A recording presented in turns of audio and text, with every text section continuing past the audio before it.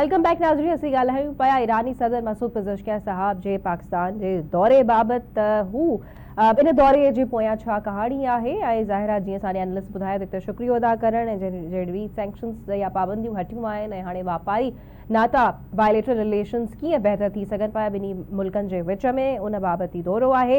अच्छा, तव्हां ॿिन्ही खां सवाल आहे, इमदाद साहब, कुर्बान साहब, जंग जे जॾहिं थींदी आहे कि ॿिनि मुल्कनि जे विच में त माण्हू काफ़ी ऑपॉर्चुनिस्टिक थी वेंदा आहिनि ॿी दुनिया जा। सिमिलरली हिते भी पाकिस्तान वही ईरानी करेंसी ख़रीद कई है, तो छा ही सही फैसलो है या गलत फैसलो है, वो नुकसान भोगण वञनि पिया? इमदाद साहब।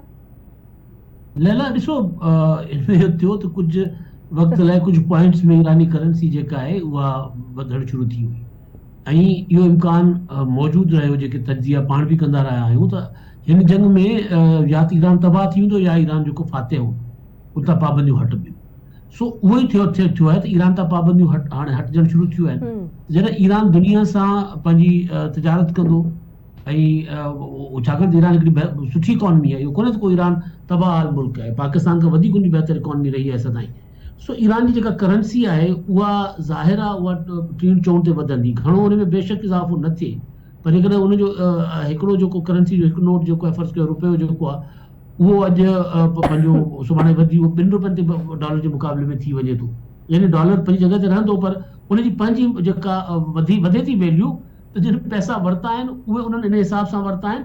सो मुंहिंजो ना ख़्याल त जिन पैसा वरिता आहिनि ईरानी करेंसी जो ख़रीद कई आहे उन्हनि खे को नुक़सान थींदो, उन्हनि खे बहरहाल फ़ाइदो ई थींदो, छाकाणि त ईरानी करेंसी हाणे बहितरी वारे पासे वेंदी, जिथे आहे इन खां हेठि वञी कोन थी सघे, छाकाणि त उते त हू पंहिंजो डॉलर जे मुक़ाबले में त हू शायदि दुनिया जी सभिनी खां किरियल करेंसी आहे।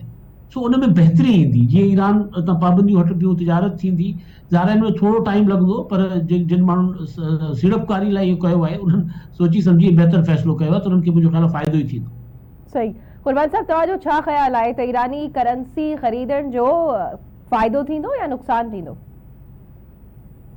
जी मौजूदा हालतुनि में त फ़ाइदो ई थींदो, शायदि एतिरो न थिए जेको माण्हुनि जी एक्सपेक्टेशन आहे, तवक़ा आहे, छो त करेंसी जेका आहे उनजो जेका साउंडनेस आहे, उनजी मज़बूती आहे, तव्हांजी सॼे मुआशी हुजूम ते आहे, त तव्हांजी जेका मईशत आहे उहा केतिरी मज़बूत आहे, तव्हांजी GDP ग्रोथ केतिरी आहे, तव्हां वटि असेट्स केतिरा आहिनि, ये समूरियूं शयूं गॾिजी करे तव्हांजी करेंसी जी वैल्यूएशन कनि थियूं। तो त करे इहो पॉसिबल कोन्हे त ॾींहं ॿिनि में इहो समूरियूं शयूं थी वञनि, पर ज़ाहिर आहे जॾहिं ईरान जो जेको वापार मईशत ते इक़्तिसादी पाबंदियूं ख़तमु थियनि पियूं, उनखे तक़रीबन ॻाल्हि इहा बि हले पई त तक़रीबन $12,000 तक़रीबन $6,000 जेके आहिनि उहे बि उन्हनि खे मिलण जी ॻाल्हि आहे।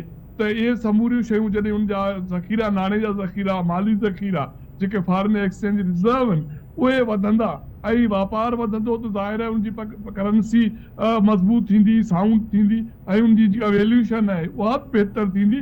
ज़ाहिर आहे जिन वटि माण्हुनि वटि पैसो आहे उहो इन में बि सीड़प कनि था, माण्हू त करे हिकिड़े दौर में जॾहिं डॉलर जो मुल्ह वधे पियो त माण्हुनि उन में बि सीड़प कई, माण्हुनि त अफ़गानी करेंसी में बि सीड़प कई। सो जिन वटि पैसो इज़ाफ़ी आहे, ख़ासि करे जिन वटि कारो नाणो आहे, तो इहे त वापार बि कनि था, सो इहे शयूं कनि था, पर ॻाल्हि इहा आहे त रियासत खे समूरियूं शयूं संभालण घुर्जनि ते, जेकॾहिं जिन वटि माण्हुनि वटि एतिरो पैसो आहे जेको पंहिंजूं ज़रूरतूं पूरियूं कनि था, वापार बि कनि था, त पोइ बि अहिड़ी करेंसी जेका मिलियंस बिलियंस बि वठी रखंदा, इहो पैसो अचे किथां थो, उनजी टैक्सेशन जो छा सिस्टम आहे, इन सही। प्रोग्राम में अॻिते वधूं था। कुर्बान साहब, तव्हां खां मालूम करे वठंदासीं असां त अॼु MQM जे वफ़द जी वज़ीर आज़म शहबाज शरीफ सां मुलाक़ात थी आहे, इन बाबति कुझु तफ़सील शेयर कजो त हीअ मुलाक़ात कीअं किथे थी, एॾे बिज़ी शेड्यूल हुजण जे बावजूद बि, ऐं कहिड़े नुक़्तनि ते ॻाल्हि ॿोल कई वई आहे MQM जे पारां। ॼाणिया वञे पियो त 4 नुक़्ता तमामु अहम हुया, उन्हनि ते डिस्कशन थियो, जंहिंमें हिकु त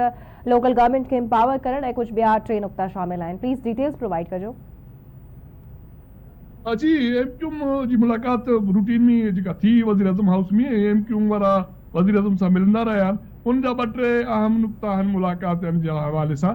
हिकु त जेको लोकल गवर्नमेंट सिस्टम आहे उन खे लीगलाइज़ कयो वञे, आइनी प्रोटेक्शन ॾिनो वञे, उनजो टेन्यूअर हुजणु घुरिजे, उनजो चूंडनि जो तरीक़ेकार हुजणु घुरिजे, ऐं उनजा माली जेके वसीला आहिनि, माली जेके अख़्तियार आहिनि, इन हवाले सां बि उन्हनि जो हिकिड़ो पुराणो मुतालबो रहंदो आयो आहे।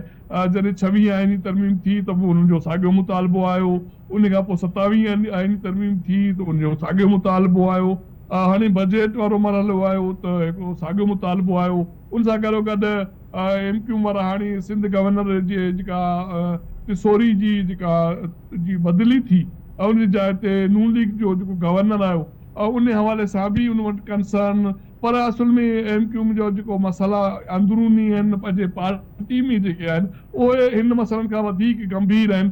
अॻिते हली हिते इस्लामाबाद जा ज़रिया चवनि था त MQ हिकिड़ी नई शक्ल अख़्तियार करणु वञे पियो, ख़ासि करे जेका MQ पाकिस्तान आहे जिन जी क़यादत आहे, शायदि उन में हिकु दफ़ो ॿीहर तोड़ फोड़ थिए, छो त मुस्तफ़ा कमाल जेको पाकिस्तान MQ क़यादत ते तनक़ीद करे पियो, ऐं कुझु MLAs आहिनि जेके मुस्तफ़ा कमाल जे करे ई MQ पाकिस्तान में आया या असेंबली में वेठा आहिनि, तो MQ नई शक्ल अख़्तियार करे वञे पई। हाणे ॾिसणो इहो आहे त जेके अॻवाननि मुलाक़ातूं वज़ीर आज़म सां कयूं, उन्हनि जो पलड़ो भारी थिए थो, या मुस्तफ़ा कमाल जेके डगर ते ॻाल्हाए पियो, जे लेवल ते ॻाल्हाए पियो, उन खे कंहिंजी पुठ आहे, उहो केतिरे हद ताईं असरअंदाज़ थिए थो, इहो ईंदड़ ॾींहंनि में ख़बर पइजी वेंदी। सो तंहिं करे फ़िलहाल त फौरी तौर ते त ॻाल्हियूं ई आहिनि, छो त जॾहिं MQM जो सीनियर रहनुमा अरशद वोहरा साहब भी असां सां गॾु मौजूद आहे। कुर्बान साहब अंदाज़ साहब तव्हां सां सभई गॾु ही रहिजो। अस्सलाम वालेकुम अरशद साहब, बहुत शुक्रिया आपके कीमती वक्त का। सर, हम आपसे भी यही जानना चाहेंगे कि आज MQM के वफद की बड़ी इंपॉर्टेंट मुलाकात हुई है वज़ीर आज़म शहबाज शरीफ के साथ, और इसमें जो मेन पॉइंट हमें नज़र आ रही है, सबसे पहले तो हम आपसे जानना भी चाहेंगे कि इन 4 नुक्तों में क्या क्या शामिल है, और स्पेशली जब बल्दियाती इख्तियारात की बात की जाती है तो ये प्रोमिसेस आपसे माजी में भी किए गए, लेकिन फिर वज़ीर आज़म साहब ने आपको एक तरमीम का जो है वो हवाला दे दिया, उसकी बात कर दी कि वो तमाम जो चीज़ें 28वीं तरमीम में सॉर्ट आउट की जाएंगी। तो आज की meeting what was it about sir?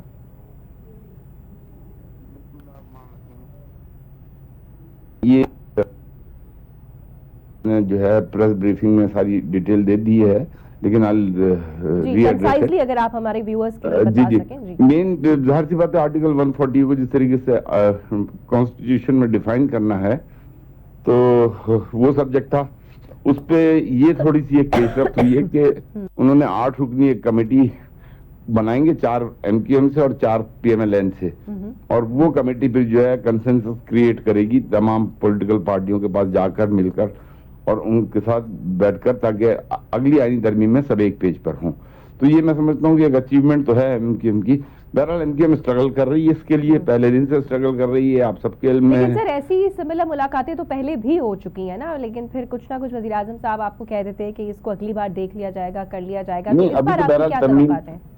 देखिए, अभी तो तरमीम नहीं आई ना, अभी तरमीम से पहले जो प्रोसीजर है, जो पीपल्स पार्टी के बिलावल साहब ने भी कहा था कि जो है हमें कुछ एतराज़ात हैं, उस पर बैठकर डिस्कस कर लें।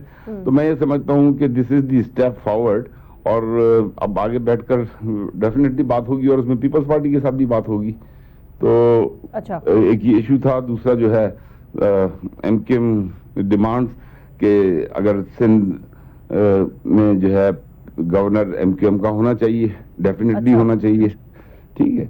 और तीसरा जो है वो MQM के जो सैकड़ों साथी लापता हैं अभी तक, उनकी बाजियाबी के लिए भी बात हुई है। चौथा, कराची ट्रांसफॉर्मेशन प्लान पे बात हुई है, अर्बन डेवलपमेंट पे प्रोग्राम पे बात हुई है। तो ये मेनली यही सब्जेक्ट थे जो कि डिस्कस हुए। सर, आप हमारे साथ ही रह गए। इमदाद साहब, आपने सर की तमाम पॉइंट्स जो है वो सुने, आप क्या कहेंगे कि सिंध में गवर्नर जो है वो MQM का होना चाहिए, और साथ ही साथ बल्दियाती इख्तियारात के बारे में भी MQM मुख्तलिफ वक्तों पे बड़ी आवाज़ें उठाती रही है, लेकिन फिर वज़ीर आज़म शहबाज शरीफ साहब ने जैसे उनको कहा कि 28वीं तरमीम में ये मामला देखा जाएगा। आप समझते हैं कि मुतालबात जो है माने जाएंगे? देखिए, जहाँ तक गवर्नर का मामला है वो तो ज़ाहिर है ये इत्तेहादी हैं, ये डिमांड कर सकते हैं, लेकिन जो पावर शेयरिंग फार्मूला 2 बड़ी पार्टियों में हुआ था, पीपल्स पार्टी और मुस्लिम लीग नून में, उसके तहत गवर्नर जो है वो मुस्लिम लीग नून के खाते हिस्से में आया था सिंध का, लेकिन कंटिन्यू किया गया था कामरान टिसोरी साहब को। फिर एक मौके पर कुछ कंट्रोवर्सीज हुई तो उनको हटाया गया, लेकिन MQM डिमांड कर सकती है उनका, क्योंकि उनके वोट पर हुकूमत खड़ी है। दूसरी चीज जो है वो एक चीज मुसलसल ये डिमांड्स मुत्तहिदा कौम मूवमेंट के दोस्त बतौर इत्तेहादी वजीर आजम शहबाज शरीफ साहब के पास रखते रहे हैं। 26वीं आईनी तरमीम में इन्होंने बल्दियाती निज़ाम को जो आईनी कवर तो है, लेकिन बल्दियाती इंतखाबात के हवाले से जो ये इस्लाहात चाहते हैं, जो कि बहुत जिनको होना चाहिए, मैं इसको सपोर्ट करता हूँ बतौर एक आम पाकिस्तानी, लेकिन उस वक्त भी नहीं उसमें शामिल किया गया था। कहा गया था कि 27वीं में आएगी, 27वें भी नहीं शामिल किया गया था, फिर कहा गया कि 28वें में 28वीं तरमीम में आएगी। तो ये और अभी भी एमक्यूएम एक्सपेक्ट कर रही है कि 28वीं आई नहीं है, जब आएगी तो they are hoping very much कि उसमें ये चीज शामिल कर दी जाएगी। लेकिन क्या फिर से वही वाला एपिसोड तो रिपीट नहीं होने वाला वजीर आजम की तरफ? एग्जैक्टली मैं वही बात करने जा रहा हूँ कि जब शहबाज शरीफ साहब कोई कमेटी बनाते हैं, इसका मतलब होता है कि वो मामला जो है वो उन्होंने अपना चौधरी शुजात हुसैन साहब की ज़बानी मट्टी पाओ, फिर वो उसको अपना कारपेट के नीचे दबा देते हैं। काफी सारे ऐसे इश्यूज हैं, मैं डिस्कस कर सकता हूँ, टाइम की किल्लत है। जब से वजीर आला पंजाब थे तब से वो यही करते थे कि अगर किसी को टालना होता था तो कमेटी कर लेते थे। भाई 27वीं तरमीम के बाद आप अगर संजीदा थे तो इस मामले पर कर लेते अपना इत्तेहादियों के साथ मुशावरत या तमाम पॉलिटिकल पार्टीज के साथ, क्योंकि 28वीं आईनी तरमीम का जो कई मुख्तलिफ शक्लों में तो डिस्कशन में थी कि जी बजट से पहले आएगी या बजट के बाद आएगी। तो अभी तक की जो मुत्तहिदा कौम मूवमेंट जो उनकी प्राइम इत्तेहादी है, उनकी जो सबसे बड़ी डिमांड जो मैं समझता हूँ जिसको होना भी चाहिए वो है बल्दियाती निजाम, स्ट्रॉन्ग बल्दियाती निजाम। तो उसके ऊपर भी अगर सर अरशद से मेरा बस आखिरी सवाल यही होगा, अगर सर आप मुझे सुन रहे हैं तो जी प्लीज। एक चीज देखिए, पंजाब में बल्दियाती निजाम नहीं है, इस्लामाबाद में बल्दियाती निजाम नहीं है, लूला डरला सिंध में है। तो मुस्लिम लीग नून नहीं चाहती कि बल्दियाती निजाम में जो हमारे जो ये एमक्यूएम के भाई चाहते हैं वो मुस्लिम लीग नून ही नहीं चाहती। बाकी पीपल्स पार्टी के एतराज़ात बाद में होंगे। मुस्लिम लीग नून अपने जब सूबे में और अपने वफाकी टेरिटरी में अगर बल्दियाती सिस्टम नहीं दे रही तो इनकी डिमांड कैसे मानेगी? मेरा ख्याल ये।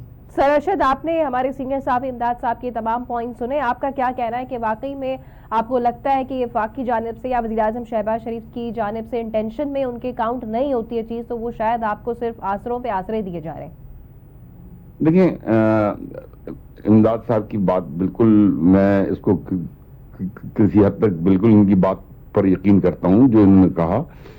लेकिन ऐसा है कि देखें, पीएमएलएन मजबूर है पीपल्स पार्टी की वजह से।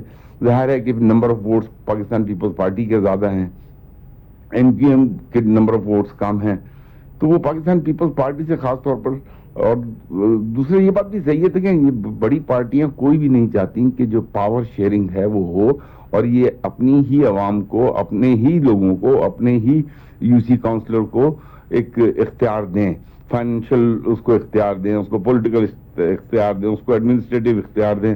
तो इस मामले में ये बड़ी पार्टियां सिंसियर नहीं है। सर इसका मतलब है एमक्यूएम को भी पता है कि होना कुछ नहीं, लेकिन फिर भी आप लोग जो है वो नहीं, ये देखें बात ये है, देखें जब प्राइम मिनिस्टर ने ऑन दी फ्लोर 27वीं आईनी तरमीम पर ऑन दी फ्लोर ये कहा था कि हम जो है 28वीं तरमीम में आर्टिकल 140 लाएंगे, ये उन्होंने स्पेशली एंडिंग स्पीच दोबारा आकर की थी जबकि वो स्पीच कर चुके थे, ठीक है ना। तो उसके बाद फिर ये जो कमेटी की भी बात हो रही है, ये कमेटी जो है ज़ाहिर में एमक्यूएम के भी 4 लोग होंगे और ये कमेटी 1-2 दिन में ही अनाउंस होने वाली है।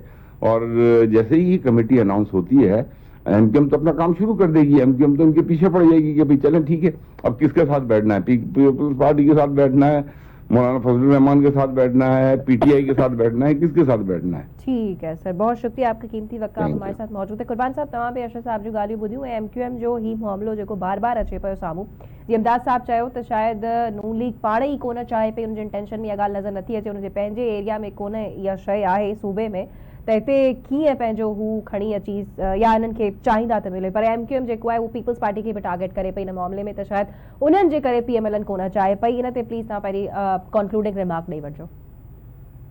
लैला जे करे एमक्यूएम वारो दोस्त आहे वेठो आहे त मां उर्दू बि ॻाल्हायां, जी सिंधी बि ॻाल्हायां, फिलहाल कोन आहिनि सर। जी जी अच्छा ओके। हाणे एमक्यूएम जी सियासत जेका आहे मां सम्झां थो त उहा वधीक महदूद थी वञे।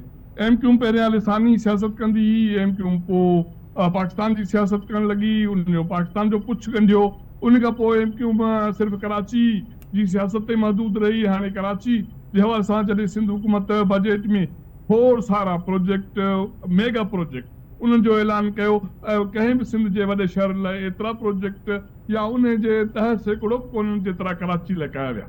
जॾहिं MQ जी क़यादत ॻाल्हि करे थी केॾी महिल कराची खे वफ़ाक़ जे अंडर में ॾियण जी उन जे तसलसुल में ॾियण जी त पोइ MQ जेका बलदियाती चूंडूं या उनखे आइन जी ॻाल्हि उन में तब्दीली जी ॻाल्हि कहिड़े बुनियाद ते करे पई।